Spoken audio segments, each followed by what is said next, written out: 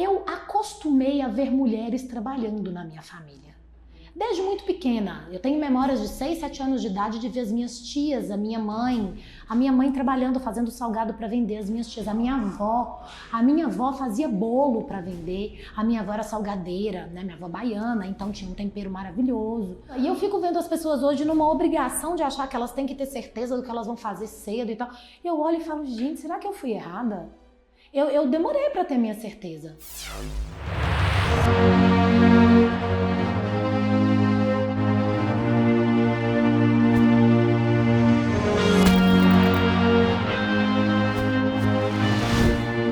Fala comigo, super jovem, e hoje eu tô aqui com a Letícia Soares. Ela é diretora e dona do Centro de Dança Letícia Soares. Ela empreende com dança há mais de 23 anos.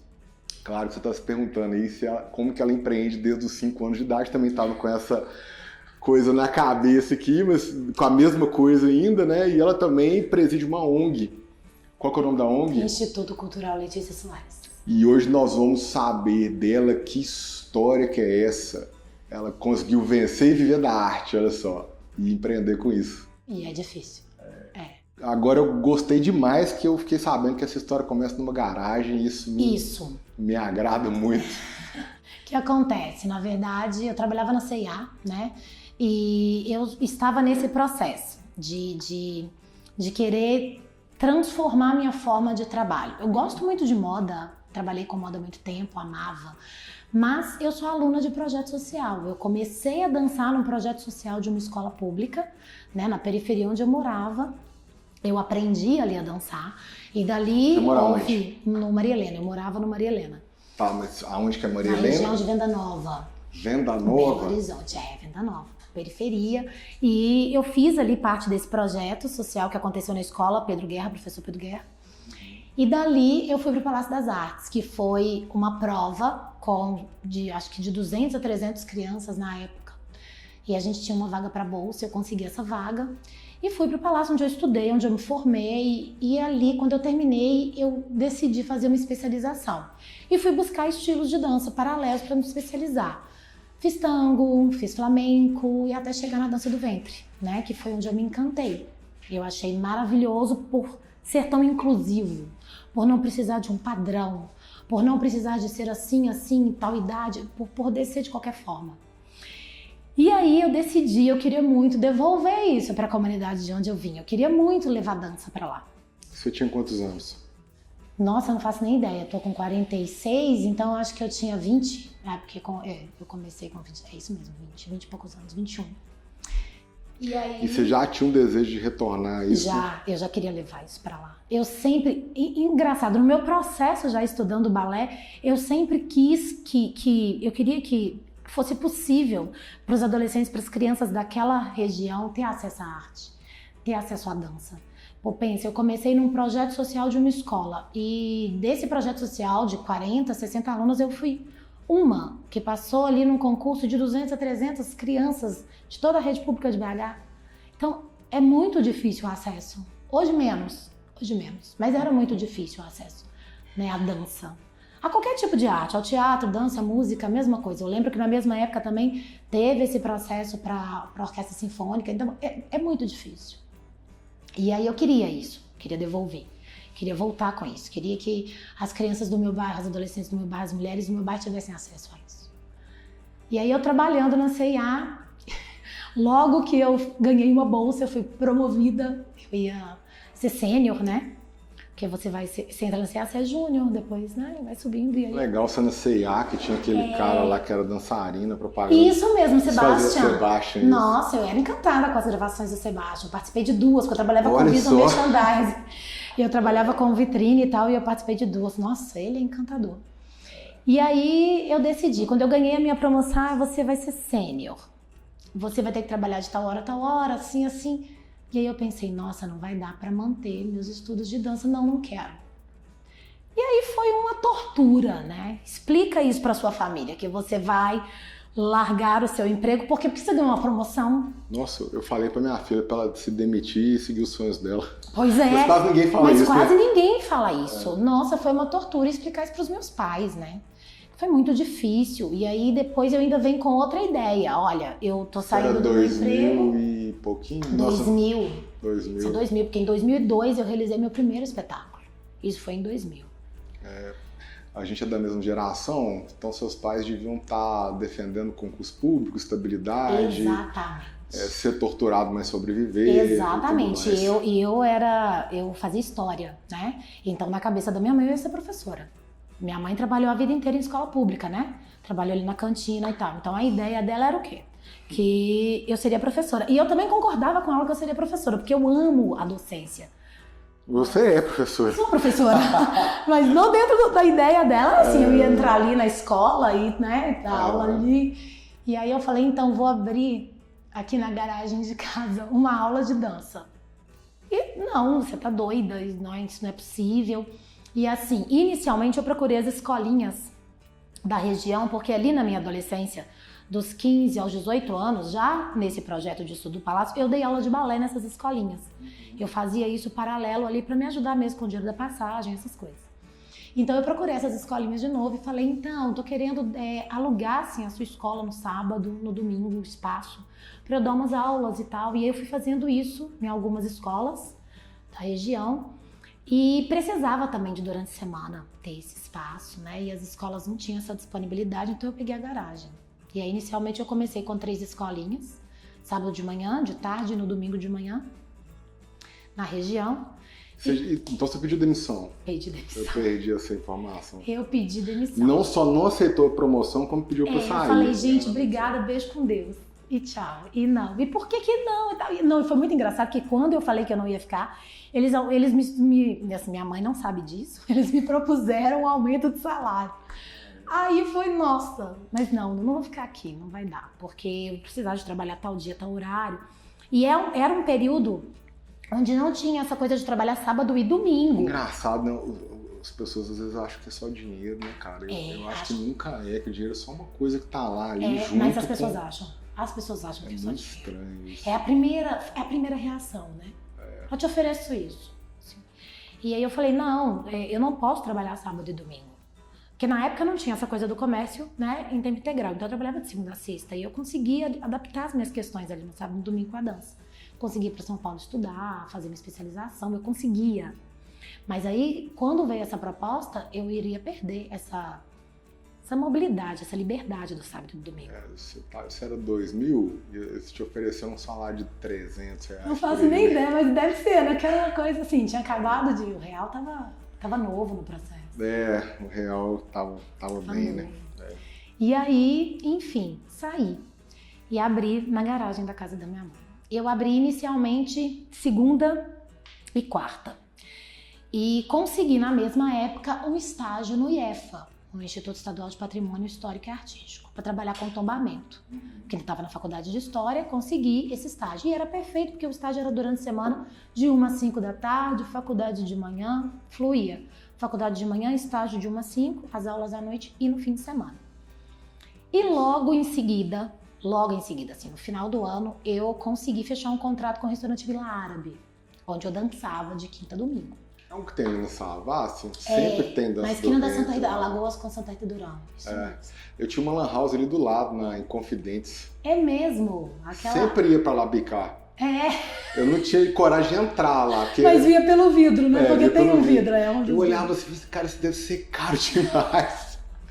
Uma comida muito boa. Eu imagino, mas assim, na época eu era quebrado pra caramba. Eu trabalhei muitos anos lá, eu saí de lá na minha gravidez, eu me lembro até hoje que a minha despedida foi no Dia das Mães, eu dancei num domingo, em maio, meu filho nasceu em junho, então imagina, eu dancei com uma barriga imensa.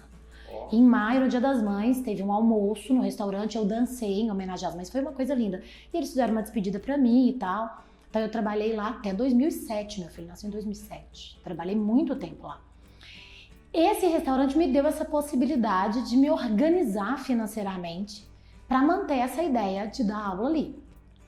E aí depois, em 2002, eu aluguei o primeiro espaço, ainda no bairro Maria Helena, ainda dentro ali da periferia. Eu aluguei o primeiro espaço, que era um depósito de pó. Mas na garagem deu certo? Deu. Conta isso aí. Um ano. Porque, olha, o que minha audiência mais sofre é nessa transição que você encarou, assim, você contou como se nada, né? Não, tava grávida ali, passei isso aqui, vai. Não, mas vou explicar. Peguei a garagem, você já tá alugando o lugar, vou calma, explicar. Não foi assim. Eu fiquei 1 ano na garagem. 1 ano na garagem. 1 ano na garagem. E como é que você pagava suas contas? O que acontece? Eu fiquei 1 ano na garagem e meus pais morando em casa, né? Então tinha, claro, aquele desconforto deles entrando, passando no meio da minha aula, lá, boa noite, né? Tinha isso. Mas durante esse 1 ano eu falei, eu vou juntar dinheiro para abrir uma escola. E foi aí que eu usei a renda do restaurante. Na sua casa, nessa garagem, o que você viabilizou ali? Então, a gente tem uma entrada, um portão só, né, a garagem. A minha esquerda, assim, você entrando na garagem dos meus pais, à esquerda tem um vão, né, como se fosse um dente ali da casa, um vão que eu coloquei uma cortina e coloquei o espelho, que seria para as meninas trocarem de roupa. Do outro lado ali direito ficava uma mesa com uma cadeira para receber mensalidade, para cobrar. E era o momento que eu era a recepcionista. Você cobrava por mês? Eu cobrava mensalidade. Eu tô tentando achar o empreendimento, sabe? Porque tá legal, você tá contando sobre a paixão. Sim. Tô tentando localizar o empreendimento, porque precisa ser viável, né? Aí, vamos pensar, o espaço eu não pagava, porque era a garagem dos seus pais. Nem água, nem luz, nem locação. Água, nem luz e locação, ok. Eu não pagava funcionário, porque eu era recepcionista, eu limpava e eu era professora. Eu keep. Você limpa, você recebe, você é professora, etc. Uma cortina que você arrumou em algum canto. Uma cortina, exato. Beleza, então você não gastou nada para abrir. Não. Minto, eu gastei espelhos, que eu me lembro que eu usei cheques da minha mãe para esses espelhos. Cheque. Usei cheques da minha mãe para esses espelhos e ela falava muito. E você cobrava mensalidade, quantos alunos você tinha?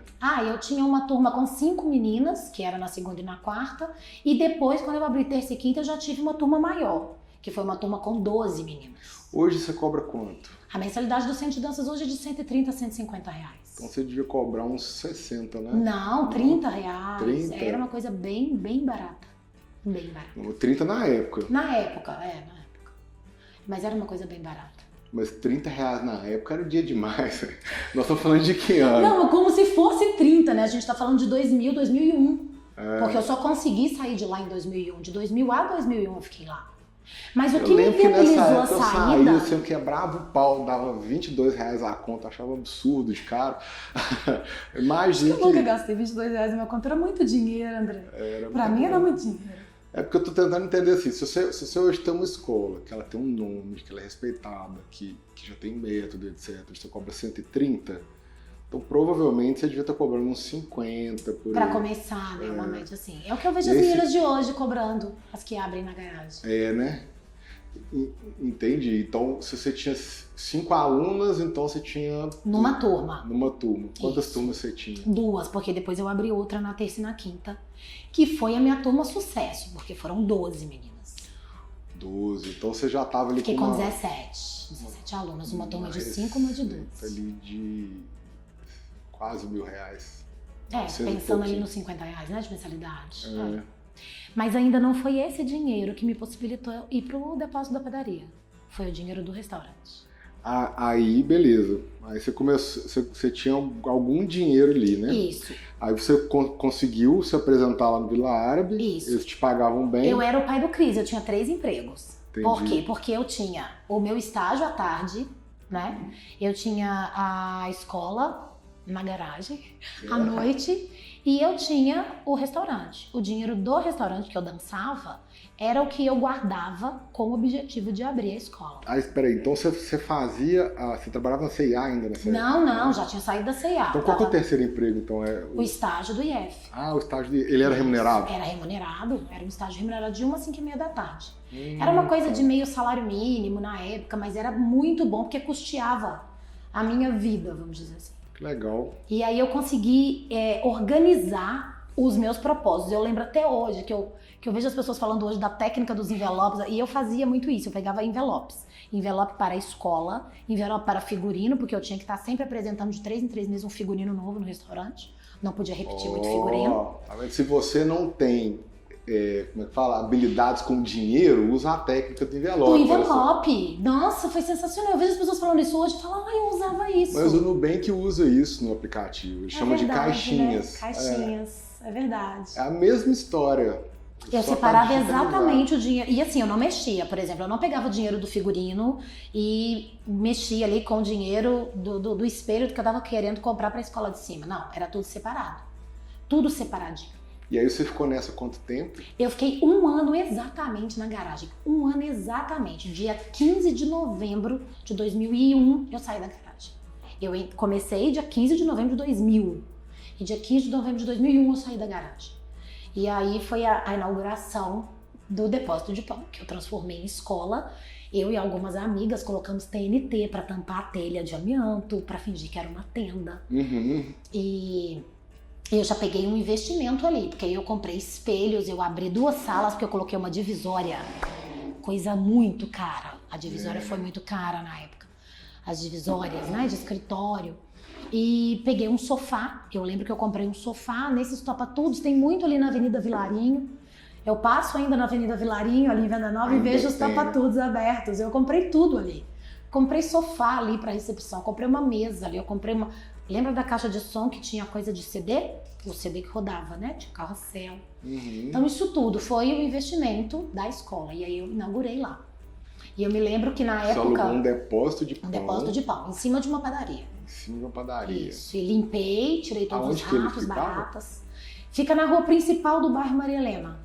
Na rua principal. Bem assim, na entrada do bairro. Isso foi em quando? 2001.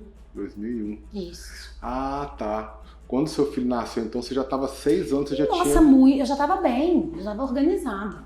Eu já estava tranquila. Oh, que legal. E assim, eu continuei, quando eu fui para o depósito de pão, eu continuei com a minha função. Eu continuei com o estágio à tarde. Eu continuei com a escola agora todos os dias de semana à noite, sábado o dia inteiro. E eu continuei no restaurante. Então, às vezes, eu dançava sexta-feira à noite, chegava em casa 2, 3 da manhã e dava aula no sábado, 7 da manhã. E foi assim, durante um bom tempo. Um bom tempo. Até eu ir tirando as coisas, assim, eu ir priorizando. A primeira coisa que rodou foi o IF. Tirei o IEFA, né? Muito foi uma delícia esse período que eu fiquei lá. Participei do tombamento do queijo do Cerro. A história é outra paixão da minha vida, gosto muito. E beleza, saí, tirei o IEFA. E aí fiquei na escola integral. E aí o que eu fiz? Comecei... Você já tinha formado? Não, ainda não. Faculdade ainda. Comecei a chamar parceiras, assim. Meninas que eu sabia que tinham ido pra linha do balé. Eu era muito forrozeira, né? Era minha balada era forró quando dava.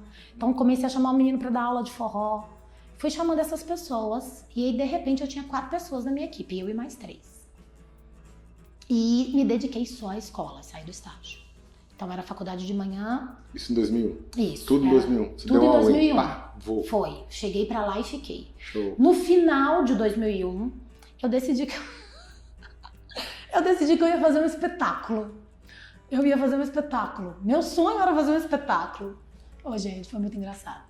E aí, o que eu fiz? De novo, envelope. Eu comecei a me organizar ali. A caixinha lá. A caixinha para o espetáculo. E em 2002, em dezembro de 2002, eu fiz o meu primeiro espetáculo. Num lugar chamado Bela Casa. Que, inclusive, coincidentemente, eu moro perto hoje, na esquina. E eu sempre caminho lá de manhã e olho para aquele lugar. E foi de dança do ventre? Aí eu fiz um espetáculo de dança do ventre com participação do balé, que eu tinha já uma colega dando, e com forró, que eu tinha outro colega dando. E isso tudo sem controle financeiro, só nas caixinhas? Só na caixinha, com uma amiga na recepção. Entendi. Né, uma amiga na recepção que fazia unha, largou, deixou de ser manicure para me ajudar. Oh. E ficou ali na recepção comigo. E bora, e indo assim, sem nenhum estudo de administração. Eu lembro que quando eu ouvi a primeira vez a palavra, você é empreendedora, eu não sabia o que significava. O que é isso? O que significa empreender? O que é empreender? Cara, a gente não tem essa cultura aqui no Brasil.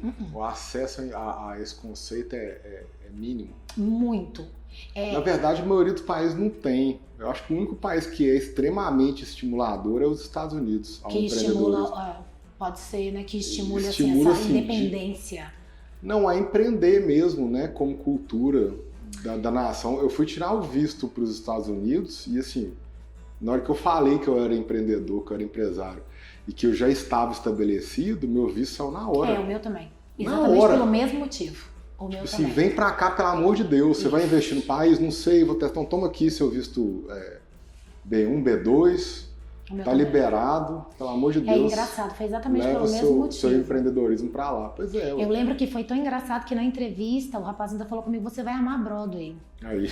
Eu, Tá vendo? porque ele perguntou qual era o meu objetivo, eu falei, Nova York, você vai amar Broadway. E eu, falei, gente, ele trouxe tanto documento, tanto papel, porque me falaram tanto, trouxe... Não olhou nada. E ninguém me pediu nada também, nada. Não olhou nada. Né, sim. E eu, Levou um tá caminhão, bom, contrato social, extrato, não sei levei o quê. também. Certidão de imóvel, levei tudo. Isso, eu também levei tudo que eu podia, assim, coisas que eu nem imaginava e não me pediram nada, né? Pois é. Mas enfim, e aí eu falei, voltamos lá pro envelope, vou fazer um espetáculo. E em 2002 eu fiz esse espetáculo mesmo. Bem pequeno, bem simples, assim. Eu precisava, inclusive, de ter ali uma média de 1 hora e meia de espetáculo. Então eu não tinha esse tanto de bailarina. E aí eu comecei a convidar.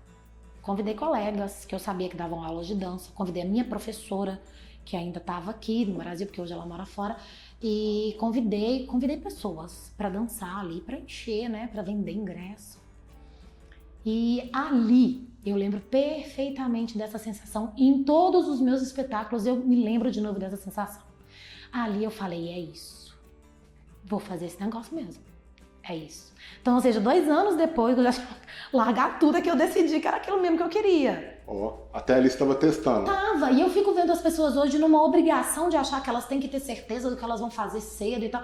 Eu olho e falo, gente, será que eu fui errada? Eu demorei pra ter minha certeza.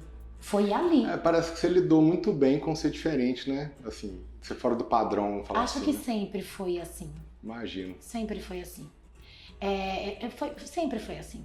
Eu sempre fui diferente. Sempre fui diferentona, né? Uhum. Sempre. E em todos os aspectos, assim. Eu sou filha de pai e mãe alcoólatra, eu sou filha única. Eu cuidava dos meus pais, né? Ao invés deles cuidarem de mim. Ali no projeto, por exemplo, no projeto social, quando eu consegui essa bolsa, essa vaga, eu me lembro perfeitamente das pessoas falando, nossa, mas a Letícia não tem padrão de bailarina. Não sou alta, não sou magra, né? Nunca fui, assim, aquela bailarina esguia. Tanto que eu não sou uma boa bailarina de balé, eu fui horrível. Nossa, eu passei pelo balé só pra andar mesmo, porque o balé me odeia. A gente não é amigo. Entendi. Não deu certo, a gente não fez amizade. Tudo bem, o Ayrton Senna não deu certo com moto também. E tá tudo certo, né? Pois é, então... O carro tava Seguimos ótimo. Seguimos assim. Mas foi sempre isso, sempre apontada. E era muito engraçado, porque eu lembro de uma situação muito desagradável ali, no 8º ano, 9º ano, que eu lembro que eu tava com 13 para 14 anos, onde as pessoas me chamavam, que a Letícia é muito metida. Eu tinha muita dificuldade para entender e aceitar que eu era metida. Né? Por que eu era metida? As pessoas estavam me chamando de snob enquanto eu estava lá no Palácio das Artes ganhando sapatilha doada, porque eu não tinha condição de comprar. E aí eu comecei a entender que o status, o que você faz, onde você tá, para as pessoas às vezes vale mais do que quem você é. Tá. Com Então, certeza. ninguém queria conversar comigo e saber quem eu era, o que eu vivia, qual era a minha história. Mas era fácil me rotular, porque eu era a menininha metida que tava no balé. Olha isso. E ninguém se preocupando em saber como eu fazia para chegar lá, né? Assim, ninguém tava preocupado com isso. Normal. Muito normal. Mas eu entendi isso muito cedo. Então eu acho que esse processo de aceitar o diferente foi muito cedo, porque eu comecei a entender que era assim mesmo. Não tinha outro caminho. Eu não ia desistir do que eu queria por causa disso. Então, azar. E aí, quando eu fiz o meu primeiro espetáculo, que eu tive essa certeza, beleza, eu quero esse negócio, gostei. Eu quero isso. Eu comecei a pensar em investir na escola. Aí sim, aí eu voltei. Já continuei, comecei o ano de 2003 já pensando no que eu vou fazer na escola, já buscando formas de ampliar o meu número de alunas, porque eu precisaria de ter mais alunas para eu ir para um teatro, que era o meu objetivo. Então eu comecei a fazer parcerias com escolas públicas.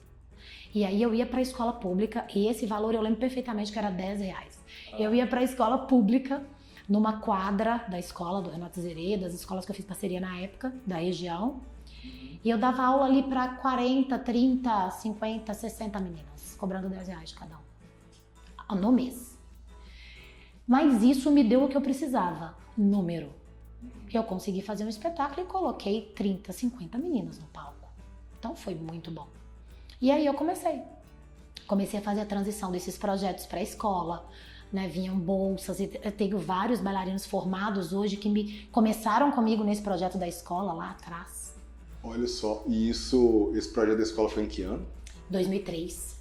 2003, então a gente tá seguindo uma linha do tempo agora. 2003, 2004, eu já tava com os projetos assim, seguindo. Assim que você lançou a escola, então, você foi pro próximo passo, que é começar a fazer espetáculo. Você Sim. fez um teste. Em 2002 eu fiz no um teste. universo do empreendedorismo, se chama MVP. Conhece o conceito? Nunca ouvi falar. É mínimo produto viável. Que é tipo assim, o que você pode fazer minimamente para fazer um teste para você aprender rápido. Ah, interessante, para chegar ali na ciência do que você precisa. Isso. Tá. E é a partir desse MVP, que é o mínimo produto viável, que você faz um teste já esperando que você vai tomar prejuízo ou qualquer coisa do tipo. Sim. Você aprende com aquilo ali e vai melhorando até que você alcança. Foi exatamente o que eu fiz, tanto que eu juntei meu dinheiro ali no envelope para poder fazer esse espetáculo. O empreendedorismo ele não foi conceitualizado depois executado, ele foi ao contrário. Foi o contrário. Ele foi contextualizado a partir da execução dos empreendedores. Dos erros de execução, do aprendizado na execução. Provavelmente isso já vem de outra encarnação, né? Porque você fala que você não tem... Nunca estudei nada sobre isso. Nunca estudei. Na verdade, eu tava vindo pra cá e eu vi um vídeo no carro que eu me lembrei de uma coisa muito importante na minha vida. Eu acostumei a ver mulheres trabalhando na minha família. Desde muito pequena, eu tenho memórias de 6, 7 anos de idade de ver as minhas tias, a minha mãe trabalhando, fazendo salgado para vender, as minhas tias, a minha avó fazia bolo para vender, a minha avó era salgadeira, né? Minha avó baiana, então tinha um tempero maravilhoso. Ah, né? Baiana. Eu aprendi a comer acarajé com 6 anos de idade. Então, assim... As mulheres do Nordeste, elas são bem porretas, muito, assim, né? Elas são excelentes. Tem uma vizinha lá de exemplos. Maceió que ela é a matriarca da casa lá. Mas eu aprendi isso. Na hora que o pau quebra, ela que resolve. Eu aprendi, eu cresci aprendendo a ver as matriarcas resolvendo tudo. Aham. Né? Eu tenho, essa tatuagem que eu tenho é pra minha avó. Porque a minha avó faleceu no dia do meu aniversário. E ela fazia essas borboletas de crochê numa armação de metal, onde ela colocava na casa dos filhos. Cada filho tinha 3 borboletas na parede. E eu sou a neta mais velha, né? Então ela falava assim, eu fui visitar ela um dia antes dela falecer, e ela falava, não vou ter tempo de fazer as suas borboletas para você casar. E eu lembro que quando eu fosse casar, porque as mulheres faziam um enxoval, então eu já tinha que fazer o meu enxoval, apesar de não estar pensando em casar, mas eu tinha que fazer o meu enxoval. Não tinha nem namorada, nem Nada, noiva, eu tava nem nada. curtindo a minha vida, mas eu tinha que ter o enxoval. E aí eu lembro que eu falei com ela, vovó, não se preocupe, eu vou ter as suas borboletas na minha família, pode ficar tranquila. E aí depois de muito tempo fiz as borboletas exatamente do desenho que eu achei. Ela fazia, sabe aqueles desenhos, aquele papel de seda? Sei. Que colocava em cima e ela coloria e ela fazia isso, e ela fazia o artesanato, a minha avó fazia salgado, artesanato, bolo. A minha avó materna também sempre foi extremamente ativa, resolvida, matriarca mesmo. Deu problema, juntava os filhos tudo, xingava, batia, corrigia e vai fazer assim. E eu sempre vi aquilo. Então eu sempre vi mulheres trabalhando, criando as suas rendas, a sua fonte de renda. A mamãe é uma das irmãs mais velhas, então durante a minha infância sempre teve tias morando na minha casa, porque ela trazia as irmãs mais novas do interior para estudar aqui. E essas irmãs mais novas eram manicures e faziam unha nos fins de semana lá em casa, e eu ficava vendo isso. Eu sempre vi isso, eu sempre cresci vendo isso. Então para mim era muito natural entender que eu precisava trabalhar, que a minha forma de conseguir o que eu queria era trabalhando. Eu lembro da minha tia falando, eu preciso de juntar esse dinheiro para comprar esse livro na escola. Eu lembro que ela estava fazendo supletivo na época. Eu preciso de fazer 5 unhas esse fim de semana. Eu me lembro de coisas assim, perdidas. Eu preciso disso para fazer não sei o quê. Então eu sempre entendi que eu precisava disso para ter o que eu queria. O tal do processo, né, que as pessoas banalizam hoje, ele sempre foi o único caminho para mim. Eu sempre entendi que tudo que eu quisesse tinha um processo. E, fim. Então não era dramático, não era triste, é o processo. Eu quero um espetáculo, eu vou ter que fazer isso, vamos juntar dinheiro para realizar isso. Gostei, é isso mesmo que eu quero. Então agora vamos viabilizar esse espetáculo se pagar. Porque igual o meu segundo espetáculo, eu não precisei de juntar dinheiro, ele se pagou. A venda de ingresso pagou o teatro. Petititinho o teatro, mas tudo bem. Ela pagou. Pagou o teatro. Do prejuízo você foi ao lucro zero, exatamente. o próximo é lucro. Exatamente, eu comecei e continuei assim. Eu me lembro que demorou mais um pouquinho, mas ali para 2005, eu lembro de 2005, porque 2005, quando eu consegui, assim, ter um dinheirinho mesmo de espetáculo, foi quando eu comecei a pensar em tirar carteira. Então eu me lembro disso, que foi o meu primeiro look que eu fiz com isso, eu tirei carteira. Então eu fui caminhando devagar, mas com certeza que eu ia ter que passar por aquilo para ter o que eu queria. E tá bom. E qual era a outra opção? Tinha? Eu não sabia. E aí, você ficou nesse lugar quanto tempo? Então, eu fiquei lá até 2008. Aí, assim, em 2007 eu fui mãe, né? Em 2007 eu fui mãe. É outro processo muito engraçado, porque eu comecei a fazer um tratamento, eu não podia ser mãe. Comecei a fazer um tratamento para engravidar. Eu não podia ser mãe, mas no primeiro mês do tratamento engravidei, absurdamente. Então, assim, uma maternidade que seria 3 a 5 anos à frente, ela adiantou. Entendi. Mas foi tudo certo. Em 2007, eu fui mãe, fiz 30 anos em 2007. Tem aquela crise dos 30, né? Meu Deus, o que eu tô fazendo com a minha vida e o que eu tenho e blá. Preciso conseguir tudo agora, de repente. Porque que loucura isso, né, gente? Por que tem isso? Mas tem. É porque, assim, fecha uma década, né? Exato. Quando fecha uma década, você volta pelo menos 10 anos para analisar a vida, para analisar. E aí foi muito engraçado porque o meu marido, foi até o meu marido que me deu essa sugestão. O dono do imóvel que eu tava, André, ele fez uma coisa muito feia, mas que muitas pessoas fazem. Tem assim. Que muitas pessoas fazem. Ele observou que aquela coisinha boba, aquela coisa pequena, cresceu. Ele viu que cresceu. Porque eu já estava dando aula segunda, terça, quarta, quinta, sexta, sábado, domingo, eu tinha lista de espera. Não importa, você tá pagando aluguel. Mas quando ele viu que aquilo, região, exato, acabou, ele viu que cresceu, então o que ele fez? Ele foi lá e ele dobrou o valor do aluguel. Todos os anos aumentava um pouquinho, tal. Ele dobrou. Ele falou, você vai pagar, e eu me lembro disso, você vai pagar R$1.000. R$1.000 foi uma coisa estranha de ouvir. R$1.000 em 2007. E você não tinha contrato com previsão de reajuste? Tinha contrato, mas o contrato todos os anos vencia, eu tinha que renovar. Para renovar o contrato, ele falou, você vai pagar, agora vai ser o dobro, R$1.000. E eu falei, moço... Mas baseado em nada? Baseado no sucesso que ele viu que a escola começou a ter. Mas não é seu sócio, não? Não, exato. Ele não entendeu isso. É o que eu falo, ele fez uma coisa muito feia. Mas sabe que foi a melhor coisa que aconteceu na minha vida? Te empurrou pra fora, porque meu marido chegou e falou assim, aqui, se você vai pagar R$1.000 dentro do bairro, você vai pra avenida. Mas eu nunca vou conseguir pagar um aluguel de uma casa na avenida, eu não vou ter condição. Meu... E eu falo, e o meu marido, ele é muito cômico, né? Ele é muito engraçado.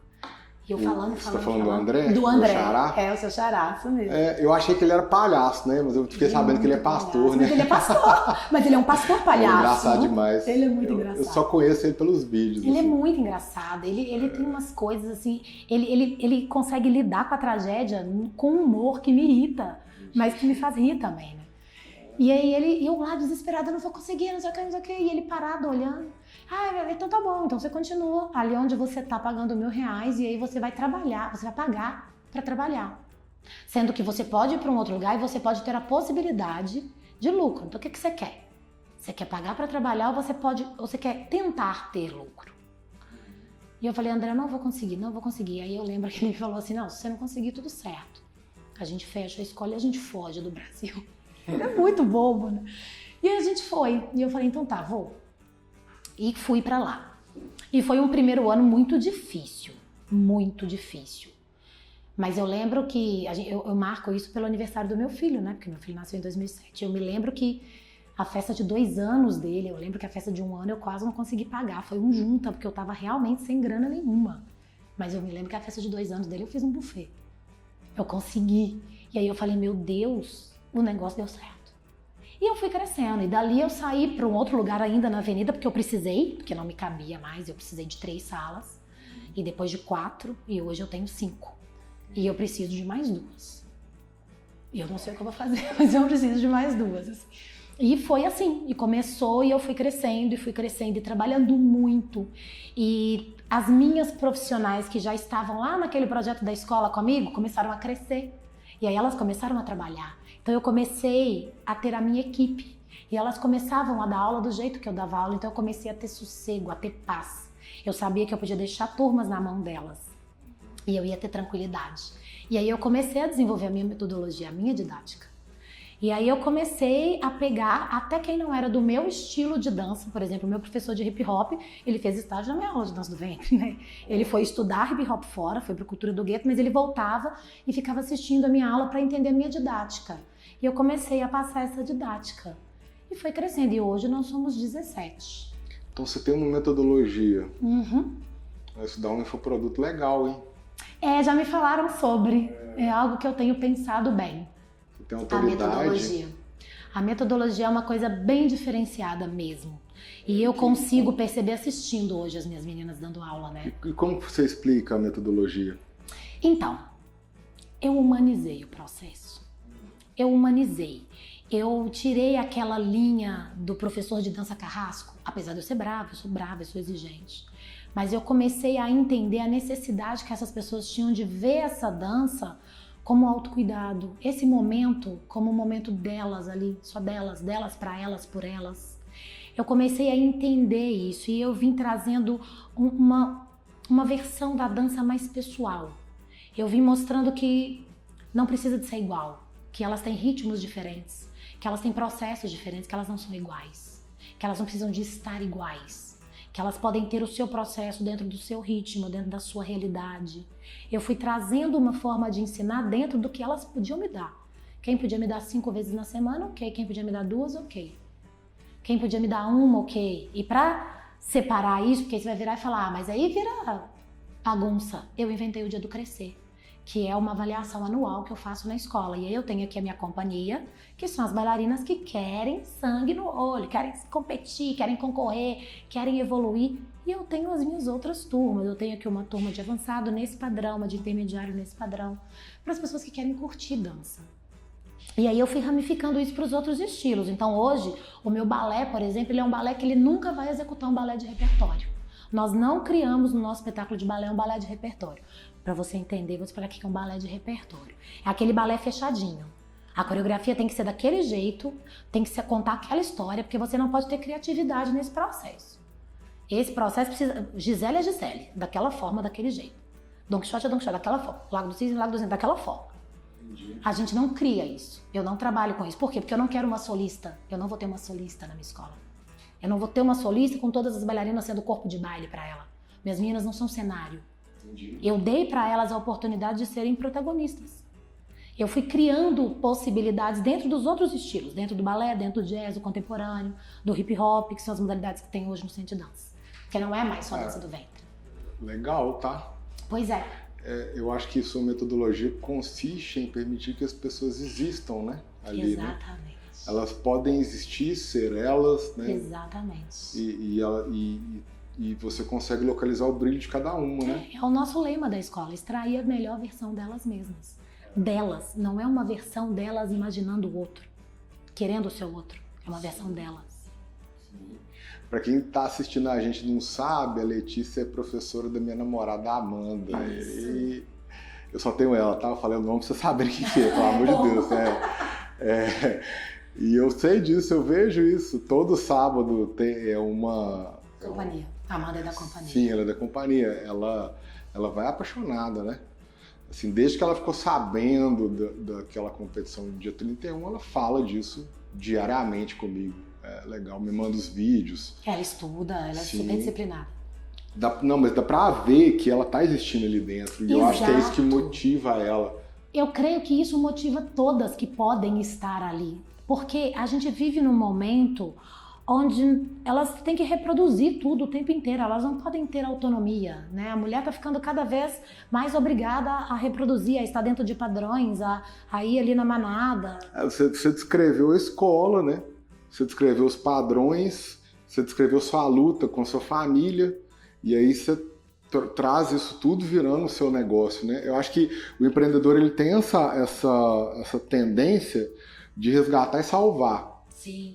Só que ele vai salvar o outro onde ele não pôde ser salvo. Isso. Então, tipo assim... Ele quer oferecer para o outro aquilo que ele precisou ter e que ninguém deu. Isso, que ele precisou ter, que ninguém deu, mas ele conseguiu criar ali, né?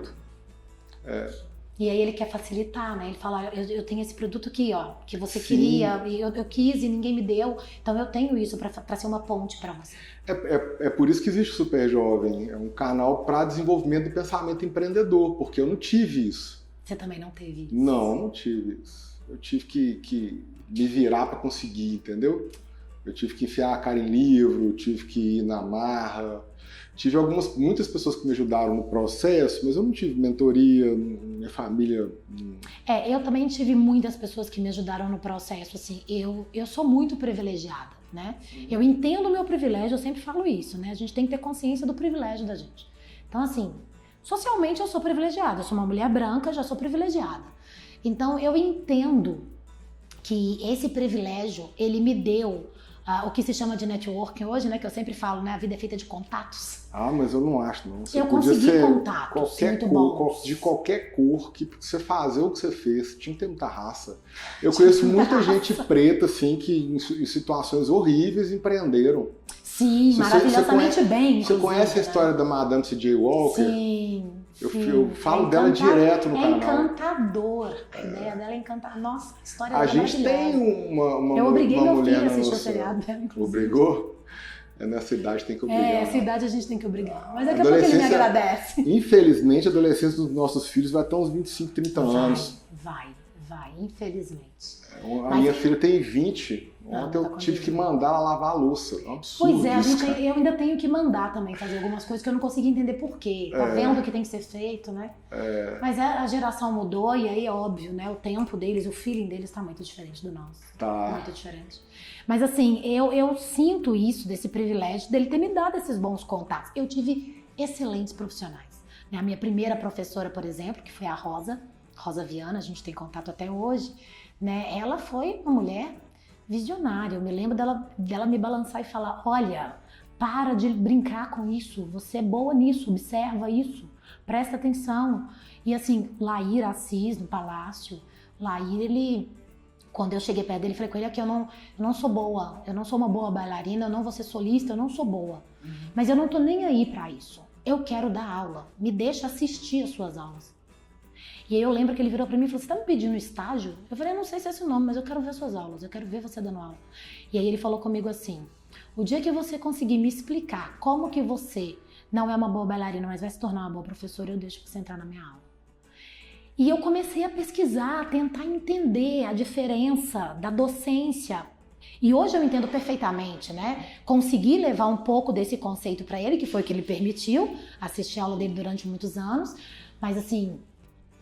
hoje eu entendo a diferença de estar no palco e de estar segurando o holofote para quem está no palco. Hoje eu sei meu lugar, hoje eu amo meu lugar. Mas eu passei por um processo muito complicado de ter a obrigação de ser bailarina para que as pessoas me validassem e eu pudesse me posicionar como professora.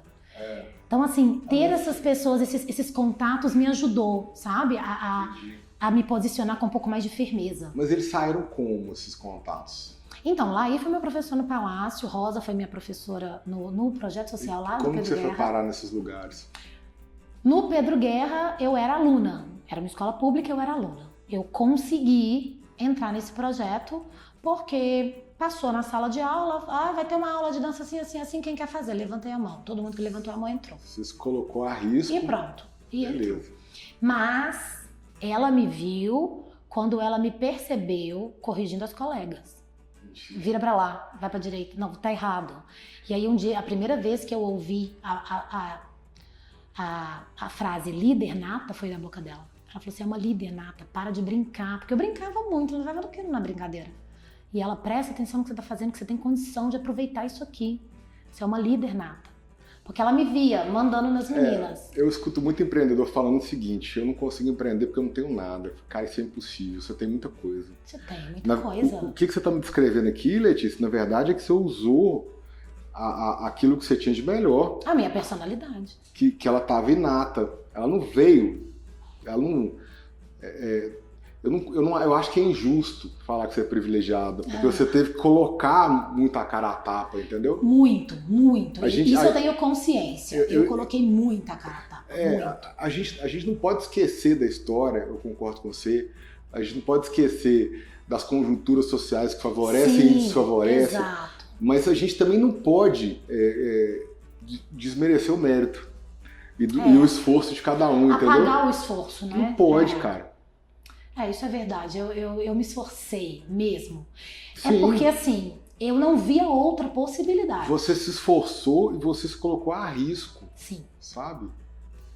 E isso. Quando eu cheguei pro Laíri e falei, eu não sou boa bailarina, mas eu quero assistir as suas aulas, eu me coloquei a risco. Sim. Dele falar, tira essa menina daqui, ela é uma bolsista, é doida, nem é boa bailarina e quer ficar me vendo dar aula, quem ela pensa que ela é? Na hora que você se arrisca em dar aula, você estava dando aula para crianças, elas podiam se machucar. Exato. Tinham várias coisas que poderiam acontecer ali, né? Na hora que você... Tipo assim, em vários momentos que você me contou, você foi o tupetudo pra caramba. Isso Isso não pode, de forma nenhuma, você pode atribuir sua cor, cara. Esquece, ou ser bonita também.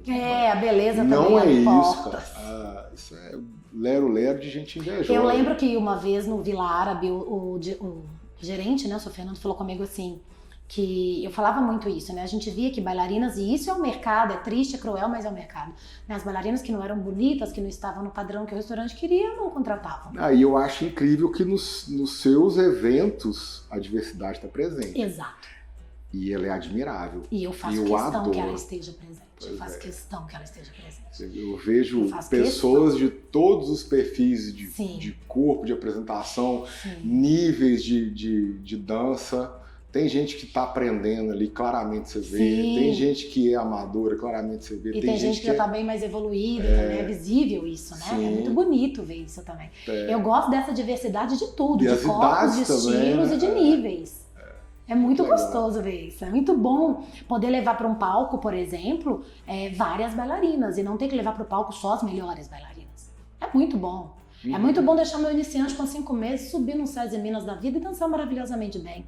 E as pessoas falam, mas elas têm 5 meses, não interessa. Elas têm 5 meses, pronto, elas vão dançar. E isso é muito bom. Eu bato muito o pé ainda por isso. Porque é claro que eu também recebi muito confronto, né? De acordo com as minhas escolhas. Então, outras professoras, outras donas de escola, muitos colegas de trabalho falavam, Letícia, o que você está fazendo é ridículo. Letícia, você tem que parar com isso. Você está dando para as pessoas uma mania delas acharem que elas podem fazer as coisas. Olha só. Eu me lembro de ouvir... Você vai falar que é isso mesmo que eu tô dando para as pessoas. Exatamente isso. Olha, você descobriu. Né? Então, assim, porque, querendo ou não, o mundo ali de algumas áreas da dança ainda é muito quadradinho, né? Muito engessado. Eu cheguei quebrando o gesso. Cheguei quebrando o gesso e colocando um gel. Eu não cheguei só quebrando um gesso, eu coloquei um gel. Falei, vamos, todo mundo tá aqui dentro, gente. O negócio é móvel, é maleável. Que legal. E hoje a sua estrutura lá, ela tem quantos professores? Então, hoje a gente tem 16. Você tem controle financeiro? Hoje as coisas mudaram, né? Hoje a gente tem 16 pessoas na minha equipe. Hoje eu tenho uma clínica de pilates que funciona lá, de uma das minhas alunas que se formou e abriu uma clínica de pilates dentro da escola. Né? Hoje ela não é mais bailarina, mas ela é uma excelente fisioterapeuta maravilhosa.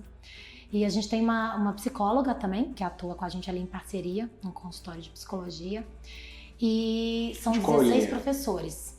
Freudiana, mas ela ainda está num processo de transição.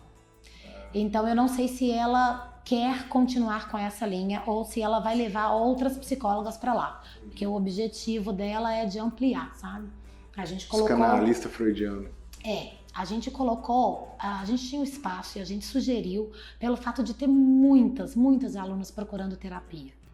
E aí a gente sugeriu, ela veio, fez o teste, então assim, eu acho que ela sim, tem sentido uma necessidade de fazer uma migração. E eu acho isso sensacional também. Eu tenho uma pós-graduação em psicanálise, é a clínica contemporânea, né? É mesmo? Um dos produtos que a gente tem na IN8, chama Efeitos, é uma intervenção psicanalítica em empresas. A gente está trabalhando psicanálise institucional aqui na IN8 desde 2019. A gente tem vários outros clientes que a gente está aplicando e é um produto que nós estamos colocando no mercado. Que legal. Se ela for psicanalista e se interessar por isso, eu posso colocar em contato com o meu sócio. Ele está recrutando psicanalista. Bem legal isso. É maravilhoso, assim. Isso evitou tragédias aqui na empresa, tá? E hoje eu vou te falar que eu consigo dormir, eu não tomo nada. Eu não tomo remédio, eu não tomo bomba, eu treino todo dia. Durmo em paz, exatamente. Tomo tombo pra caramba. Semana passada eu tomei um terrível, assim, desse, dormir todo dia. Sabe? A gente não para de tomar tombo, né, André? É uma coisa incrível. Eu achava, isso a Letícia lá de 2002, mentiu pra mim, aquela Letícia mentiu pra mim, porque eu achava assim, quando é tudo certo, quando você tiver os teatros e as coisas que você quer, vai ser tudo mais tranquilo. Ah, vai. Ah, vai. Vontade de voltar lá e falar, menina, para, mentirosa, não vai, as coisas provavelmente crescem, também. Você de hoje pra ela era tranquilo, né? Assim, você vai voltar, se você voltar no André de 2002, ele não tinha nem carro. De 2013, ele tinha só uma dívida com um apartamento endividado e um Gol velho, né? Assim. É incrível como que a gente vai tomando tombo e a gente vai entendendo que eles não vão parar e que a gente é que vai aprendendo a cair. A gente muda a forma de cair. Você dá uma sacudida na cabeça. Exatamente. Assim. Então, assim, você não para de tomar tombo, você não para de tomar rasteira, os problemas não acabam. Sim. Mas você aprende a lidar com eles de forma diferente. Então, você vai caindo de maneiras diferentes. Tem momentos que as suas quedas parecem coreografias maravilhosas. E quem tá de fora fala, que coisa linda. Mas você tá ali com o bumbum doendo. Doeu, caiu, machucou. Mas vambora. É isso que você falou, tira a poeira e vai embora. A gente vai aprendendo muita coisa no processo, que é bem a questão do empreendedor, né? Sim. Aprende para depois poder executar um método de ensino para que a pessoa não tenha que passar por aquilo. É bem isso, é isso. A gente vai aprendendo assim, é um processo gostoso. Eu adoro, eu sou super apaixonado, assim. Gostei muito de escutar essa história, gostei pra caramba. Espero que a gente faça mais trabalhos juntos. Sim, espero também. Tem um presente pra você, Letícia. Olha, eu adoro presente. Amo presente. Você... Que fofo! Cuidado na hora que você for mostrar isso pra Amanda, que ela vai ficar com ciúme, tá? Por quê?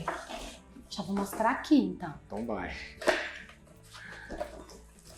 Ai, que legal! Eu tava amando essa frase. Tava observando ela aqui. Um dia, se Deus quiser, eu vou trazer a Amanda aqui pra ela me contar a história do negócio dela, né? Que ela é recém-empreendedora, né? Exatamente. Mas ela vai longe, tenho fé.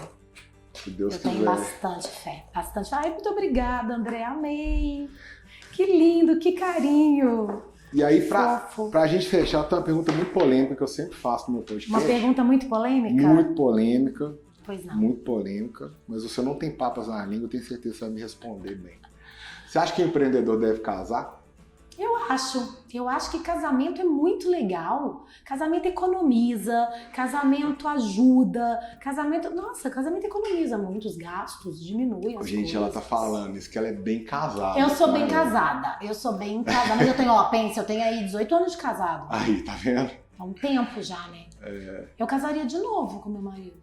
De novo. Eu sou bem casada, mas eu realmente acho que precisa existir 3 pessoas no casamento. 3. Eu, ele e nós.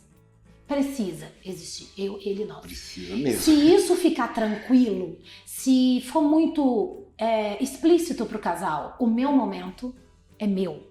O momento dele é dele. E o nosso momento é maravilhoso, é junto, é acordado. Se isso ficar muito bem definido, o casamento soma. Ele soma, ele é maravilhoso.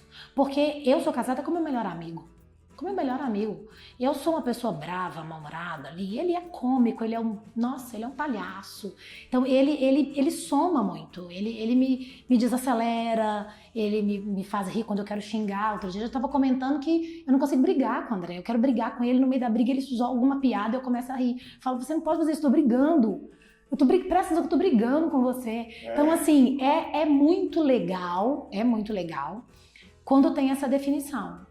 Mas e ele é um parceirão também, né? Ele é muito parceiro. Mas ele é um parceiro que entende o eu. Ele não se mete no meu eu. Ele me deixa no meu eu. Então, eu, ele e nós. Isso é sensacional. Eu já entendi pela história que você me contou que se você não puder existir, não tem nem conversa. Daí não passa. Não tem conversa. Isso é bem claro que ele respeitou, né? Respeito. E maravilhoso a forma que ele aproveitou esse respeito para me auxiliar, para me motivar, para ser parceiro mesmo. Que bom. Cara, essa pergunta você não tem noção. As pessoas ficam em dúvida? Não, tem várias diferentes, assim, sempre. Que legal. Agora tem vários contextos de casamento também, né? Tem vários contextos. Eu acho que a pessoa pode adaptar pro contexto que beneficia ela. O que eu acho que não deve... Acho que tem a ver com a história, tá né? no padrãozinho. O padrãozinho não rola, não. Se o padrãozinho não te agrada... Porque tem gente que tá feliz no padrãozinho também. Não entendo como, mas tem. Tem gente feliz no padrãozinho. Então, assim... Ok, mas se não te agrada, define ali o seu estilo de casamento. E comunhão de bens ou separação de bens? Comunhão de bens. Comunhão de bens é doida. Comunhão de bens. Mas tá bom. Comunhão de bens. Assim, o que eu já reparei foi o seguinte, a maioria das pessoas que fala bem tá no primeiro casamento. Eu tô no primeiro. Maioria, assim. Teve uma moça que eu entrevistei que chama Renata Pacheco, que ela tá no terceiro casamento. A resposta dela foi não, e nem ter filho, ela tem 5. Então, filho, se você me perguntar, eu falaria pra pensar. Ah, é? Eu tenho um, que eu falaria pra pensar. Nossa. Eu não acho que toda mulher deve ser mãe. Eu não acho que toda mulher deve ser mãe. Eu discordo muito dessa romantização da maternidade, dessa mania de achar que a gente tem que amar a maternidade. Não, eu amo meu filho, eu não preciso de amar a maternidade. E é uma falsidade absurda que as pessoas cobram que a mulher esteja ali precisando, querendo, que ela não vai ser completa, que ela não vai ser inteira. Que é isso? Ela nunca vai ser completa nem inteira. Pelo amor de Deus, Muito menos com o filho. Exatamente, isso não está atrelado em nenhum momento na maternidade. Nenhum momento. Isso pode estar até mais próximo ali da sua realização pessoal, Claro. profissional, mas da maternidade nunca. É que a gente se movimenta pelaquilo que falta. Sim. Se a gente for completo, a gente morreu. Exatamente, acabou. Definitivamente eu não acho que toda mulher tem que ser mãe. Agora, se você Concordo. perguntar pra mim assim, né? Porque como eu disse, eu precisei fazer um tratamento pra ser mãe, eu não podia ser mãe e tal. Você teria mais filhos? Não. Não mesmo. Engraçado, porque quando eu tive o meu primeiro filho, eu quis muito ter outro filho. Muito, muito, muito, muito. Até pela questão e tal do André, eu queria muito. E o André falava, não, de jeito nenhum, não, não, não. E hoje eu falo que é o melhor conselho que ele já me deu na vida. É muito bom ter um filho só. Porque realmente a maternidade suga. A maternidade suga. E é muito bom conseguir dar o que eu posso pra maternidade. E eu tenho certeza que se fosse mais de um, eu não conseguiria. E eu ia ficar muito frustrada. Eu talvez não poderia existir. Aí não rola. Pra mim, não. Muito obrigado. Legal. Muito de Obrigado nada. pelo compartilhamento. Você quer deixar uma mensagem final para as empreendedoras? Eu aí? não sou boa disso, não. Não. Mensagem para as empreendedoras. Eu não sei. Assim, de mensagem para empreendedora, eu não sou boa disso. Porque eu não acredito que o processo de um é comum, é igual ao do outro. Mas um fato é que a gente precisa aprender a gostar do processo. A gente tem que aprender. A gente precisa. Aquela historinha, aquele blasé, né? Mas que é um fato. Não é fazer o que gosta, é gostar do que faz. A gente precisa de ir aprendendo isso, sabe? E entender que tem prazer no dia a dia, do mesmo jeito que tem desprazer no que você ama. Tem desprazer, é muito mentira essa coisa de trabalho com Se só tem prazer, não tem prazer, né? Exatamente. É igual os excessos. Porque fica né? muito linear. Exatamente. É gostoso a gente aceitar as subidas e as descidas. É bom a gente entender o processo. É bom a gente aprender com as quedas, sabe? Eu vejo as pessoas falando muito de uma coisa de gratidão, de alguém foi injusto e me traiu. Eu vejo muito essas coisas no meio profissional da arte. Não sei se no seu, mas no meio da arte eu vejo muito isso. Ai, a pessoa me traiu, me abandonou. E eu nunca entendo muito bem isso. Porque se eu tô preparando alguém para crescer, se eu tô preparando uma bailarina para ser profissional, para se superar, se eu quero extrair a melhor versão dela com a dança, eu tô fazendo isso para quê? Para a melhor versão dela ficar para mim o tempo inteiro? Eu não entendo isso. Então não é a melhor versão dela, é o que eu quero dela, é diferente. Então eu sou muito a favor de que todas as pessoas cresçam. Eu falo que meu sonho é o dia que exista mais escolas de dança do que academias. A Amanda vai me xingar. Mas assim, eu falo que eu queria muito que as pessoas caminhassem para o trabalho e observassem nesse trajeto 5, 6, 7, 8 escolas de dança. E que o dia que o psicólogo falava, você precisa de desenvolver um hobby. Eu já sei o que. Tu já foi na Argentina, Letícia? Já fui na Argentina. Ah, então A Argentina, ela estimula muito mais a arte. É o país que eu já fui que mais estimula a arte. A Argentina é um país sensacional. Até exagera. A Espanha também é um país que estimula muito a arte. Lá eu nunca tive. Não. Você vai amar. Você vai amar. A gente respira. Eu levei meu filho para conhecer Barcelona ano passado e ele falou isso. Mãe, a gente respira arte nessa cidade. Eu falei, tá te incomodando? Ele, não, mas é porque é muito. Barcelona a gente respira arte. É sensacional. Eu tenho muita vontade de ver essa realidade aqui. Então, assim, acho que as pessoas precisam de Entender que não tem isso de ingratidão, de não foi fiel a mim, não tem isso. Que todos possam se sobressair e quanto mais o nosso segmento cresce, mais a gente tem visibilidade. Então, não é todo mundo seu concorrente, sabe? Às vezes é só seu colega de trabalho. Tem a escola dele, mas é só seu colega de trabalho. Se for adversário temporal, né? Temporal, Exato. só num concurso, alguma coisa assim. Exatamente. Bom demais. Muito obrigado pela sua audiência. Lembra de curtir, comenta o que você achou e manda aí para aquela sua amiga que está com medinho de empreender. Juízo, não faça nada que a Letícia não faria. Valeu!